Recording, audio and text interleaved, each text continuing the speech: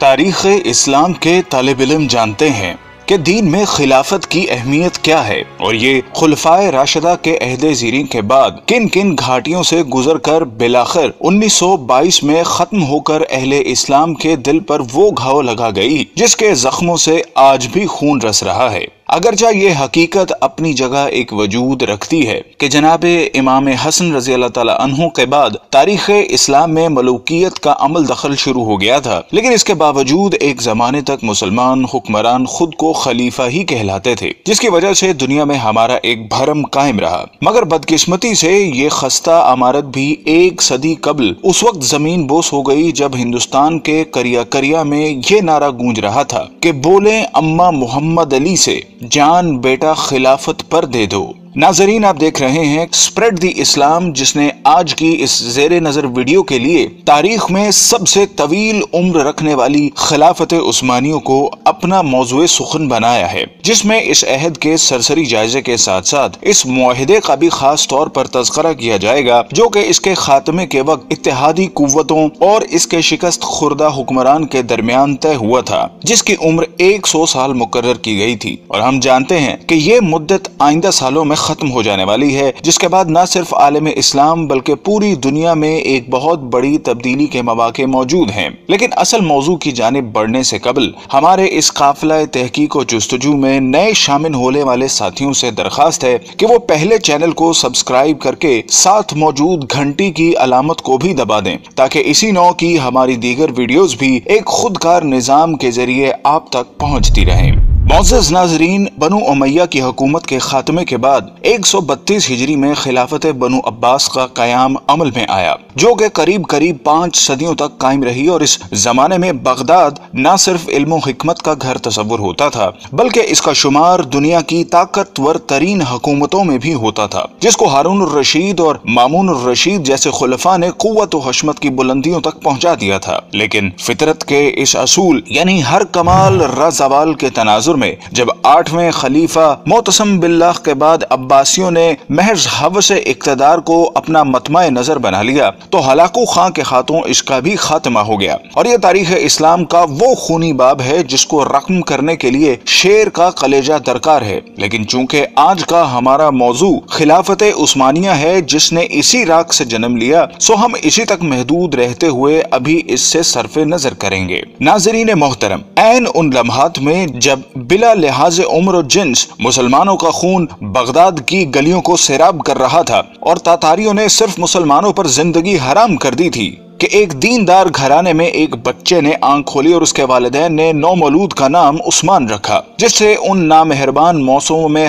ہر ممکن حد تک اچھی تربیت کی گئی، اور جب وہ جوانی کی حدود میں پہنچا تو اس نے اپنا روحانی تعلق ایک درویش خدا مست سے قائم کر لیا، اور پھر ایک دن اس نے خواب دیکھا کہ اس کے مرشد کے سینے سے ایک چاند نکل کر اس پر سایہ فگن ہو گیا ہے۔ ساتھ ہی اس نے دیکھا کہ اس کے قدموں سے ایک درخت نے جنم لیا جو دیکھتے ہی دیکھتے نہ صرف جوان ہو گیا بلکہ اس کی شاخوں نے دنیا کے ایک بہت بڑے حصے کو بھی اپنی لپیٹ میں لے لیا ہے، اور اسی کی کوکھ سے اس نے 4 دریاؤں اور 4 پہاڑوں کو بھی نکلتے دیکھا۔ خواب سے بیداری کے بعد جب عثمان نے یہ خواب اپنے پیر و مرشد کے سامنے بیان کیا تو انہوں نے کہا، مبارک ہو، اللہ نے تمہیں اور تمہاری اولاد کو اپنے دین کے لیے چن لیا ہے۔ ناظرین گرامی، یہ 1299 کا سال تھا جب فطرت نے عثمان کو دولت عثمانیہ قائم کرنے کی قوت بخشی۔ یہ نوزائندہ اسلامی مملکت اس بازنطینی حکومت کے پڑوس میں قائم ہوئی جس کو آج ہم اہل روم کی حکومت سے موسوم کرتے ہیں۔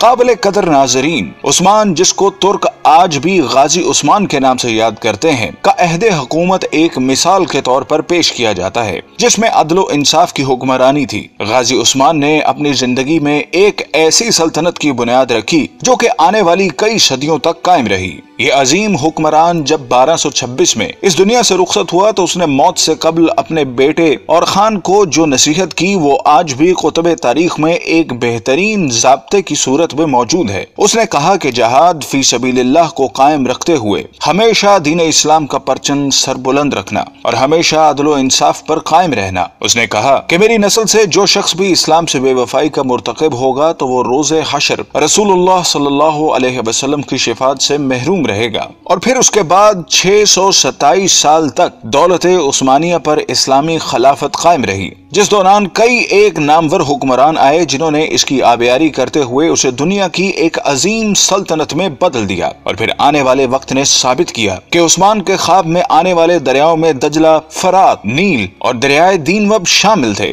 جبکہ پہاڑوں میں کوہ طور، کوہ بلقان، کوہ کاف اور کوہ اطلس تھے، جو کہ بعد ازاں اس کی کلم روح کا حصہ بنے۔ ناظرین گرامی، جیسا کہ ہم نے عرض کیا کہ 1922 میں اس وقت خلافت عثمانیہ کو ایک بین الاقوامی معاہدے کی روح سے ختم کر دیا گیا، جس کے بعد اسلامی حکومتی مرکز کی چھتری سے نکل کر علیحدہ علیحدہ تشخص کی حامل ہو گئیں۔ لیکن ہم میں سے بہت کم لوگ ایسے ہیں جو اس معاہدے کے بارے میں آگاہ ہوں، جن کی تفصیلات ہم آپ کے سامنے رکھ رہے ہیں، جن کو جاننے کے بعد ہمیں امید ہے کہ آپ دنیا کے موجودہ حالات اور اس میں عالم اسلام کے حالت زار کے بارے میں بہتر تجزیہ کر سکیں گے۔ جب پہلی جنگ عظیم کے بعد ترکوں کو شکست فاش کا سامنا کرنا پڑا تو اس کے بعد اتحادی ممالک، جن میں برطانیہ اور فرانس جیسی قوتیں شامل تھیں، نے ترک سلطان سے معاہدے میں یہ شرطیں بنوائیں جن کے مطابق سلطان کی تمام ذاتی املاک کو ضبط کر لیا گیا۔ خلافت عثمانیہ، جو کہ 3 بر اعظموں پر پھیلی تھی، کو توڑ دیا گیا، اور آپ اس کی وسعت کا اندازہ لگانا چاہیں تو حیران رہ جائیں گے کہ اس کو توڑنے کے بعد دنیا میں 40 آزاد ممالک وجود میں آئے، جن میں آج کی دنیا کے بیشتر اسلامی ملک شامل ہیں۔ گویا مسلمانوں کی قوت مختلف 40 دائروں میں تقسیم ہو کر رہ گئی، جس کے بعد یہودی اور نصرانی دنیا کے لیے سپر پاور بننے کا راستہ ہموار کیا گیا۔ ترکی، جو کہ اس سے قبل عالم اسلام کا مرکز تصور ہوتا تھا، کو سیکولر اسٹیٹ کا درجہ دے دیا گیا۔ سلطان کے 3 بر اعظموں پر پھیلے ہوئے اثاثوں کو ضبط کر لیا گیا، اور ترکی میں آئندہ 100 سال تک اسلامی نظام کے نفاذ اور خلافت پر پابندی عائد کر دی گئی۔ اس کے علاوہ اس کو معاشی طور پر تباہ و برباد کرنے کے لیے یہ شرط بھی رکھی گئی کہ وہ اگلے 100 سال تک اپنی معدنیات، جن میں تیل کی نمایاں دولت تھی، کو استعمال نہیں کرے گا، اور تیل کے مزید کنویں بھی نہیں کھودے جائیں گے۔ جبکہ مزید ظلم یہ کیا گیا کہ اس کی بندرگاہ باسفورس پر ترکی کی ملکیت کو ختم کرتے ہوئے اسے عالمی تصرف میں دے دیا گیا، اور یہ شرط رکھی گئی کہ ترک اس سے کسی بھی قسم کا ٹیکس وصول نہ کر سکیں گے۔ یہ تمام شرائط نافذ کرنے کے بعد ساتھ ہی یہ بھی طے کر دیا گیا کہ ترک سلطنت اگلے 100 سال تک اس معاہدے کا احترام کرنے کی پابند ہوگی۔ ناظرین گرامی، وقت اپنی مخصوص رفتار کے ساتھ چلتا رہا، اور ترک مسلمانوں اور بالعموم تمام عالم اسلام نے یہ صدی کس کرب سے گزاری۔ اگر اس داستان خون رنگ کو لکھنے کی جسارت کی جائے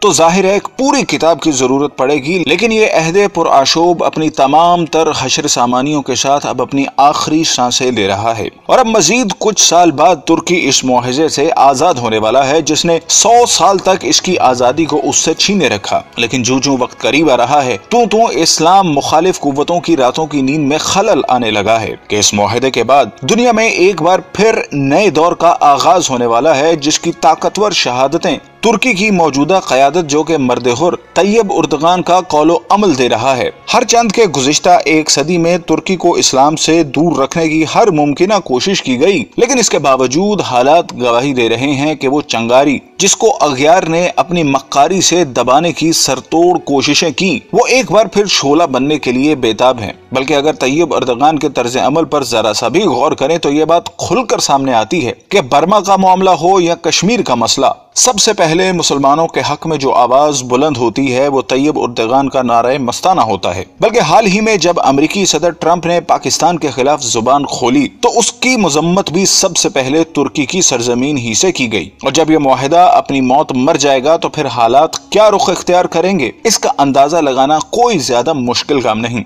بلکہ طیب اردغان کا یہ بیان کہ 2023 کے بعد ترکی پہلے جیسا بیمار ملک نہیں رہے گا، بلکہ وہ عالمی سیاست میں ایک صحت مند کردار ادا کرے گا، اس بات کا غماز ہے کہ آنے والے وقتوں کے لیے خود کو تیار کر چکا ہے، اور شاید اقبال کا اس شعر کی تفسیر آمدہ برسوں میں آنے والی ہے: اگر عثمانیوں پہ کوہ غم ٹوٹا تو کیا غم ہے کہ خون 100,000 انجم سے ہوتی ہے سحر پیدا۔ ناظرین کرام، اگر ہم تاریخ کے آئینے میں دیکھنے کی جسارت کریں تو یہ بات کھل کر سامنے آتی ہے کہ طاغوت کی ہمیشہ یہی کوشش رہی کہ اسلام کبھی بھی دنیا کے کسی بھی خطے میں اپنی اصل شکل کے ساتھ نافذ نہ ہو سکے، اور اگر ماضی میں بھی کبھی ایسی کوشش کی بھی گئی تو اس کی مخالفت میں تمام ابلیسی قوتیں متحد ہو گئیں، جس کی تازہ ترین مثال ملا عمر کے افغانستان میں اسلام کے نفاذ کی کوشش تھی، جو طاغوت کے لیے ایک ڈراؤنا خواب تھا، جس کے مقابلے میں ہم نے دیکھا کہ دنیا کی تمام قوتیں اس پسماندہ ترین ملک کے خلاف صف آرا ہو گئیں، اور نہ ہی وہ طاقتیں جن کے بارے میں اللہ رب العزت کا ارشاد ہے کہ یہ کبھی تمہاری دوست نہیں ہو سکتی، بلکہ یہ آپس میں ہی ایک دوسرے کی دوست ہیں۔ یہ گوارا کرتی ہے کہ ملت اسلامیہ کبھی ایک مرکز تلے جمع ہو سکے، اور یہی وجہ ہے کہ انہوں نے اسلام کی خلافت کو ختم کر کے اپنے تئیں ایک بہت بڑا معرکہ سر کر لیا تھا، اور اس خوش فہمی میں مبتلا تھیں کہ شاید ایک صدی کی گرد تلے دبے یہ ترک مسلمان دوبارہ اپنی فطرت کی طرف مراجعت اختیار نہیں کر سکیں گے، لیکن وقت کے تیور بتا رہے ہیں کہ اب ان کا یہ خواب پورا نہیں ہو سکے گا، اور ایک دفعہ پھر دنیا میں خلافت کی بنیاد رکھی جائے گی، کیونکہ حضور صلی اللہ علیہ وسلم کی حدیث کے مطابق قیامت سے قبل خلافت قائم ہو کر رہے گی۔ قال رسول اللہ صلی اللہ علیہ وسلم تکون النبوۃ فیکم ما شاء اللہ ان تکون، نبوت رہے گی تمہارے مابین مسلمانوں جب تک کہ اللہ چاہے گا کہ وہ رہے، یعنی میں رہوں گا۔ ثم یرفع اللہ اذا شاء یرفعها، پھر اللہ اسے اٹھا لے گا جب اللہ چاہے گا کہ اسے اٹھا لے، یعنی پھر میرا انتقال ہو جائے گا، نبوت ختم ہو جائے گی، اب تمہارے مابین نبوت کی برکات و سعادتیں نہیں رہیں۔ ثم تکون خلافت علی منہاج النبوہ، پھر اس کے بعد ایک دور ہوگا خلافت کا جو بالکل نبوت کے طریق پر ہوگی، نبوت کے نقش قدم پر ہوگی، جو نظام میں نے قائم کیا جوں کا توں، بغیر کسی بال کے فرق کے وہ قائم رہے۔ فتکون ما شاء اللہ ان تکون، پھر وہ بھی رہے گا جب تک کہ اللہ چاہے گا کہ رہے۔ ثم یرفع اللہ اذا شاء یرفعها، پھر اللہ اسے بھی اٹھا لے گا جب چاہے گا کہ اٹھا لے۔ ثم تکون ملکا عاضا، عض یعض کہتے ہیں دانتوں سے کاٹنے کو۔ پھر اس کے بعد ایک دور آئے گا جو کاٹ کھانے والی ملوکیت کا دور ہوگا۔ یہ جیسا کہ میں عرض کر چکا ہوں، یہ ملوکیت جو مسلمانوں کی تھی، اور ان میں جو مظالم ہوئے ہیں، اچھے لوگ بھی آئے ہیں، یقیناً آئے ہیں، آخر 12 خلفاء کی تعداد انہی میں سے پوری ہوگی۔ ثم تکون ملکا عاضا، پھر کاٹ کھانے والی ملوکیت آئے گی۔ فتکون ما شاء اللہ ان تکون، تو وہ بھی رہے گی جب تک اللہ چاہے گا۔ ثم یرفع اللہ اذا شاء یرفعها، پھر اللہ اٹھا لے گا اسے بھی جب چاہے گا۔ ثم تکون ملکا جبریا، پھر ایک مجبوری والی ملوکیت آئے گی، غلامی والی، جس کو ہم ویسٹرن کولونیلزم کہتے ہیں، یورپین کولونیلزم۔ کہیں انگریز ملکہ وکٹوریہ کے ہم غلام ہو گئے، کہیں جو ہے ہسپانوی آ گئے، کہیں پر اطالوی آ گئے، کہیں پر فرانسیسی آ گئے، کہیں پر ولندیزی آ گئے، کہیں پر پرتگیزی آ گئے، اس طرح سے پورا عالم اسلام گرفت میں آ کے ساتھ۔ ثم تکون ملکا جبریا فتکون ما شاء اللہ ان تکون، پھر وہ بھی رہے گا جب تک کہ اللہ چاہے گا۔ ثم یرفع اللہ اذا شاء یرفع، پھر اللہ اسے بھی اٹھا لے گا جب چاہے گا کہ اٹھا لے۔ ثم تکون خلافت علی منہاج النبوہ، پھر آئے گا ایک دور خلافت علی منہاج النبوہ کا۔ ثم سکت النبی صلی اللہ علیہ وسلم، اس کے بعد خاموش ہو گئے۔ تاریخ انسانی کا یہ آخری دور ہوگا۔ مسند احمد میں موجود حدیث کے مطابق حضور صلی اللہ علیہ وسلم نے 5 ادوار کا ذکر فرمایا ہے۔ آپ صلی اللہ علیہ وسلم نے فرمایا کہ تمہارے اندر نبوت کا دور رہے گا جب تک اللہ چاہے، پھر اللہ اسے اٹھا لے گا جب اٹھانا چاہے گا، یعنی جب تک حضور صلی اللہ علیہ وسلم رہے وہ دور رہا۔ اس کے بعد حضور صلی اللہ علیہ وسلم نے دوسرے دور کا ذکر فرمایا، پھر خلافت منہاج النبوہ قائم ہوگی، پس یہ دوسرا دور بھی جاری رہے گا جب تک اللہ چاہے گا، پھر جب اللہ چاہے گا اسے بھی اٹھا لے گا۔ اس کے بعد حضور نے تیسرے دور کا ذکر فرمایا کہ اس کے بعد کاٹ کھانے والی حکومت کا دور آئے گا۔ حکومت کا یہ دور بنو امیہ اور بنو عباس کی ملوکیت کا دور تھا۔ آپ نے ارشاد فرمایا یہ دور بھی رہے گا جب تک اللہ چاہے گا، پھر اسے بھی ختم فرما دے گا۔ پھر حضور صلی اللہ علیہ وسلم نے چوتھے دور کا ذکر فرمایا، پھر جابرانہ بادشاہت کا ایک دور آئے گا۔ جابرانہ بادشاہت سے مراد غیروں کی غلامی کا زمانہ ہے۔ پھر حضور نے 5ویں دور کا ذکر فرمایا کہ پھر خلافت منہاج النبوت قائم ہوگی، یعنی پھر پہلے ہی کی طرح خلافت کا دور آئے گا جو نبوت کے نقشے پر ہی قائم ہوگا۔ ہمارا ایمان ہے کہ وہ دور لازماً آئے گا جس کی خبر حضور نے دے دی ہے کہ آپ صلی اللہ علیہ وسلم سچے ہیں اور آپ کی خبر کبھی غلط نہیں ہو سکتی۔ ناظرین گرام، خلافت عثمانیہ کی سرزمین پر طیب اردغان جیسی شخصیت کی موجودگی اس بات کی دلالت کر رہی ہے کہ شاید آنے والا وقت ایک دفعہ پھر اس امت کو ایک جھنڈے تلے جمع کرنے کے لیے اپنی چال چل چکا ہے۔ ہماری دعا ہے کہ خدا وہ وقت جلدی لائے کہ امت کے ان زرخیز اور مقدر دماغوں کے اندر وہ احساس زیاں جنم لے سکے جو کہ اتحاد امت کے راستوں کا نقیب بن سکے۔ آمین۔